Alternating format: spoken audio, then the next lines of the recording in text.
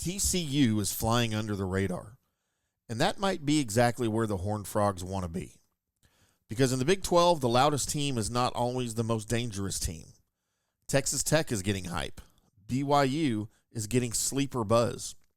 Kansas State is always respected. Utah is physical. Arizona State has the juice. Baylor, Oklahoma State, Kansas, Colorado, and others are all fighting for attention. And somewhere in the middle of all of that noise is TCU. Not ignored, not forgotten, but definitely not being talked about like a team that could mess up the entire conference race. And that feels like a mistake. Welcome back to Gridiron Intel, where we break down the recruiting battles, transfer portal moves, roster decisions, and power shifts shaping college football. Today, we're talking about TCU. And the question is simple. Are the Horned Frogs one of the most overlooked teams in the Big 12? I think they are. Let's start with the bigger picture.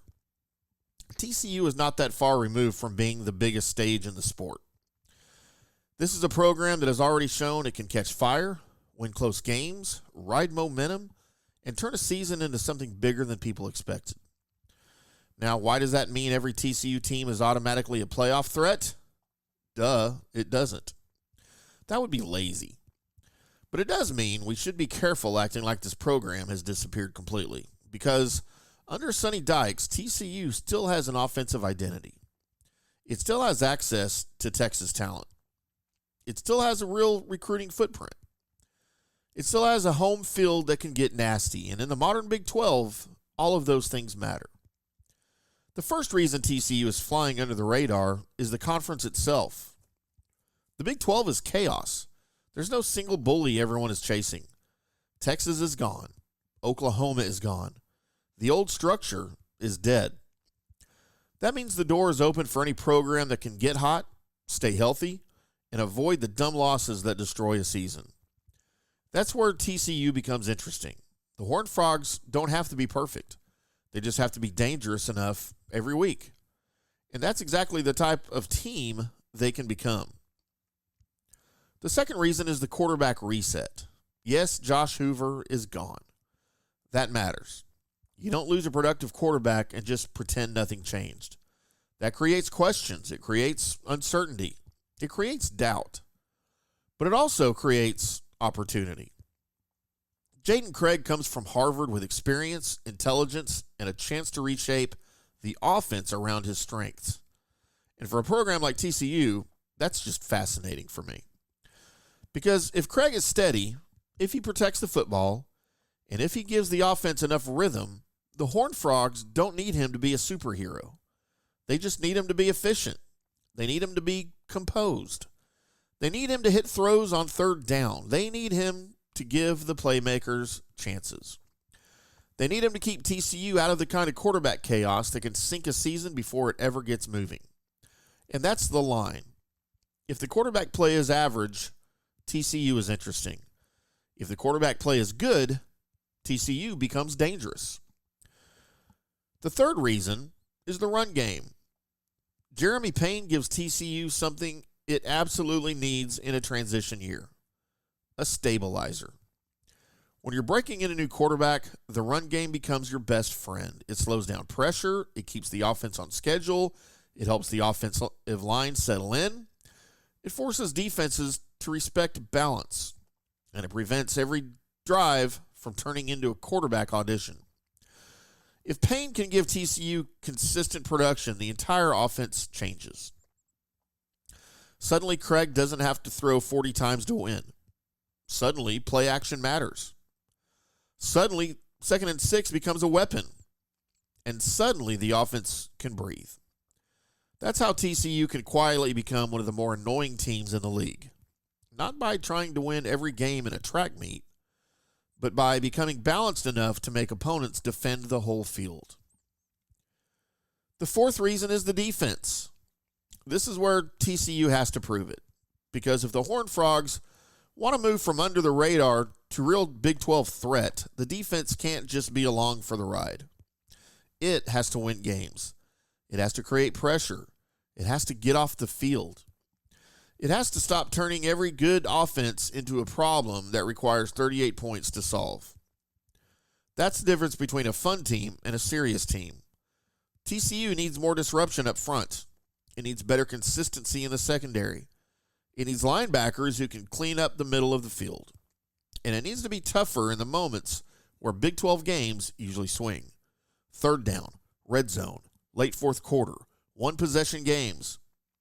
That's where the Horned Frogs have to grow. But here's the thing. If the defense even takes a step forward, TCU's ceiling goes way up. Because you already trust the program to find offense. You already trust Dykes to create points.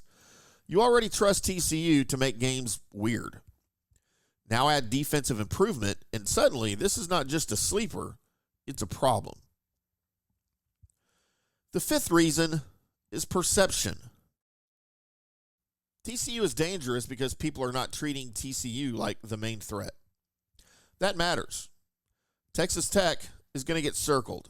Utah is going to get circled. K-State always gets respect. BYU is getting more attention. But TCU can sit in and ride that second wave and build. That's a comfortable place for a team with questions, but upside. No giant spotlight, no unbearable preseason expectations, no national media acting like anything less than a conference title is a failure. Just a team with enough talent, enough coaching, and enough opportunity to make people look up in October and say, wait, TCU is still right there?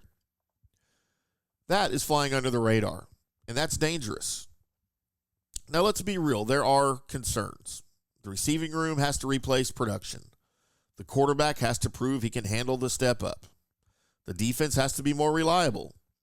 The schedule has enough toss-up games to make the margin thin, and TCU can't afford to lose games it's supposed to win.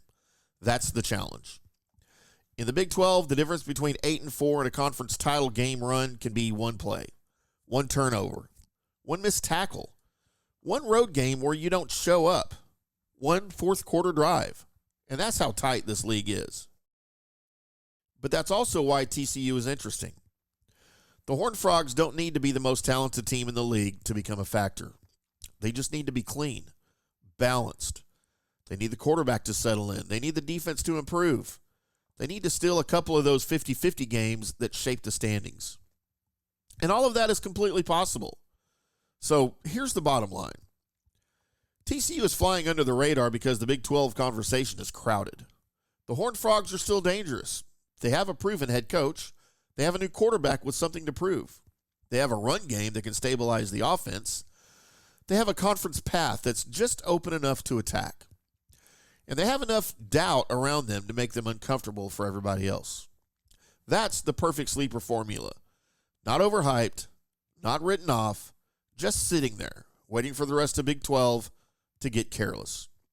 And if TCU finds its quarterback, tightens up defensively, and wins close games, the Horned Frogs could go from overlooked to right in the middle of the Big 12 title race.